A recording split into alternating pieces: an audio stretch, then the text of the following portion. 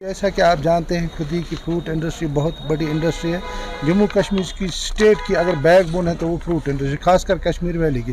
अभी आप देखें 15-20 दिनों से कंटिन्यूसली जो नेशनल हाईवे बंद है उससे काफ़ी मुश्किलात सामने आ गए हैं और फ्रूट इंडस्ट्री ज़वाल पजीर हो रही है। आप देखें पिछले 15 दिनों से करीबन 2000 से 2000 ट्रकें जो है उसमें 10 चक्की, 12 चक्की, 14 चक्की, 16 चक्की सब बंद है।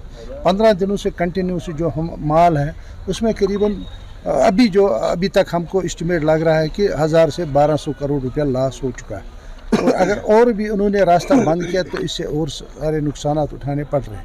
आज हमने पीसफुल प्रोटेस्ट रखा था हर मंडी में, लेकिन अभी आल वैली की तरफ से इंफॉर्मेशन आई, वो हमने ऑफ किया है क्योंकि उन्होंने कल रात को 11 बजे जो नेशनल हाईवे पे गाड़ियां छोड़ी। हम आला हुकाम से अपील करते हैं, खासकर चीफ सेक्रेटरी साहब से, IG ट्रैफिक से, डिवीज़नल कमिश्नर साहब से अपील करते हैं कि वो फ्रूट इंडस्ट्री को बचाने के लिए किसी भी सूरत में यहाँ से 2 दिन के लिए रास्ता छोड़े।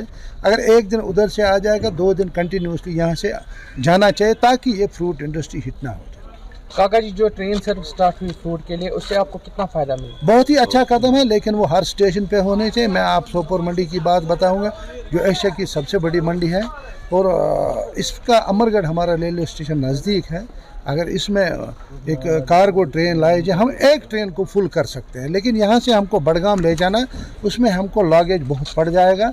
हम आला हुकाम से अपील करते हैं जो रेलवे के कि हमारा अमरगढ़ में इसका कार्गो ट्रेन लगनी चाहिए ताकि हम एशिया की सबसे बड़ी मंडी यहाँ पे है और हमको इसमें बहुत ही फ़ायदा मिल जाएगा। काका जी, आपसे ये भी जानने की कोशिश करेंगे, लगातार पिछले कई सालों से ये देखने को मिल रहा है या तो रोड को बंद किया जा रहा है या इससे पहले भी आपने बहुत सारे प्रोटेस्ट किए नेशनल हाईवे के रिगार्डिंग। आपको नहीं लग रहा है कि ये रिजॉल्व एक ही टाइम होना चाहिए ताकि बार बार ऐसे प्रोटेस्ट या बार बार लोगों की डिमांड या नुकसान ना उठाना पड़े?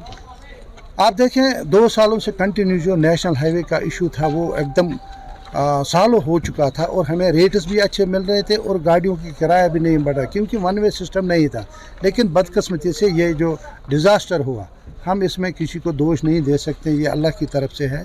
ये डिज़ास्टर जिसमें जानी नुकसान हुआ, माली नुकसान है, उसमें हमारी फ्रूट इंडस्ट्री भी हिट होगी।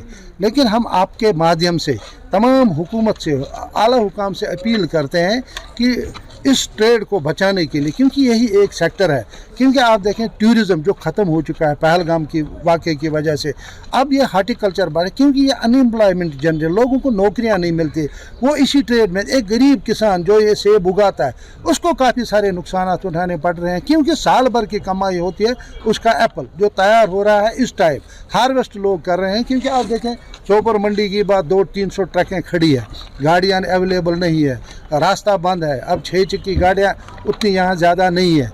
मैं गवर्नमेंट से एम्प्टी गाड़ियाँ वो भेजें नेशनल हाईवे से ताकि किराया भी और ज़्यादा नहीं। और हमारा जो माल है, क्योंकि हमारा हिंदुस्तान इतना बड़ा मुल्क है और हम करीबन 500 मंडियाँ हैं जो इस मंडी के साथ है, प्लस बांग्लादेश, नेपाल और भूटान, वहाँ भी हमारा माल जाता है। एक गाड़ी हमारी 10 से 15 लाख की है। अगर अमेरिकन लोडिंग देखें बांग्लादेश की, वो 20 से 25 लाख की गाड़ी बनती है। और वो ग्रोवर क्या दे देगा, वो ट्रेडर क्या करेगा, वो बायर क्या करे, जो बायर ये माल खरीदता है उसको काफ़ी सारे नुकसान उठाने पड़ रहे हैं। जब उसको नुकसान हो जाएगा वो ट्रेडर का होता है और ट्रेडर का सीधा ग्रोवर पे असर पड़ जाता है, उससे ग्रोवर से जो सेब उगाता है।